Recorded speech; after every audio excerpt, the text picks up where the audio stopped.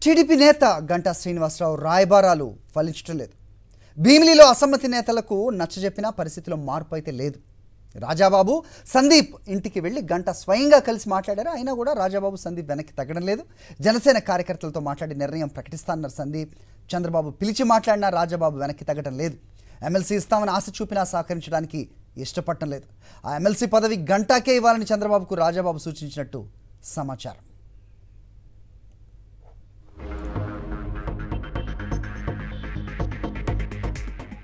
ఇదే అంశంపై మరిన్ని అప్డేట్స్ మా కరెస్పాండెంట్ నాయుడు విశాఖ నుంచి మరిన్ని అప్డేట్స్ ఇస్తారు. నాయుడు చెప్పండి, సందీప్ అలాగే రాజాబాబు ససేమిరా అంటున్న పరిస్థితి కనిపిస్తోంది. సాక్షాత్తు చంద్రబాబు చెప్పినా వినని పరిస్థితి కనిపిస్తోంది. ఒకటే కాదు, చాలా నియోజకవర్గాల్లో ఇదే పరిస్థితి. ప్రస్తుతం ఇక్కడ కొలిక్కొచ్చే అవకాశం ఉందంటారా? ఏంటి మీ దగ్గర ఇన్పుట్స్?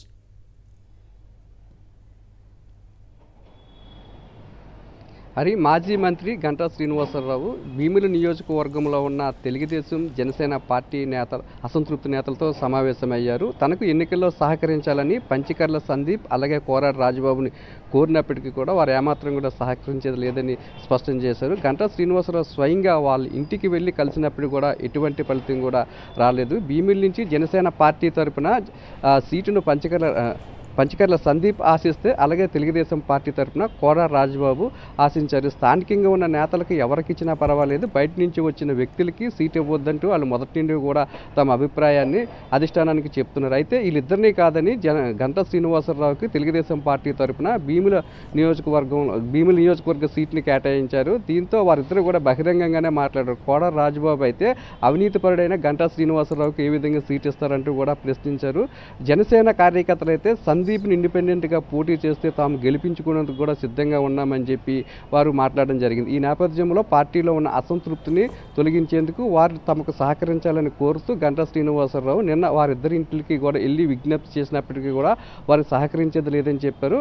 పంచకర్ల సందీప్ అయితే పార్టీలో ఉన్న ముఖ్యమైన నాయకులు కార్యకర్తలతో చర్చించిన తర్వాత తన నిర్ణయాన్ని చెప్తానని స్పష్టం చేస్తే, కోరా రాజబాబు అయితే సహకరించేది లేదని చెప్పినట్టు మనకు సమాచారం అందుతుంది. అయితే కోరా రాజబాబును 2-3 రోజుల క్రితం చంద్రబాబు నాయుడు అమరావతి పిలిపించుకొని ఎన్నికల్లో గంటా శ్రీనివాసరావుకి సహకరించాలని కోరినప్పటికీ కూడా రాజబాబు మాత్రం సహకరించేది లేదని చెప్పారు. అయితే ఎన్నికల్లో సహకరిస్తే ఎమ్మెల్సీ పదవి ఇస్తామని చెప్పినప్పటికీ కూడా మీకు అవసరం అనుకుంటే ఆ ఎమ్మెల్సీ పదవిని గంటా శ్రీనివాసరావుకే ఇచ్చి తాను 4.5 సంవత్సరాల నుంచి పార్టీ కోసం భీమిలి నియోజకవర్గంలో కష్టపడుతున్నాను కాబట్టి తనకే ఆ ఎమ్మెల్యే సీట్ ఇవ్వాలని చెప్పి రాజబాబు చంద్రబాబు నాయుడు కోరినట్లు తెలుస్తుంది. అయితే రాజబాబు అనుచరులు మాత్రము ఎమ్మెల్సీ సీట్ ఇస్తామనే మాటలు మాత్రము నమ్మడం లేదు. ఎందుకంటే 175 నియోజకవర్గాల్లో కూడా తెలుగుదేశం పార్టీ నాయకుల్లో అసంతృప్తి ఉంది.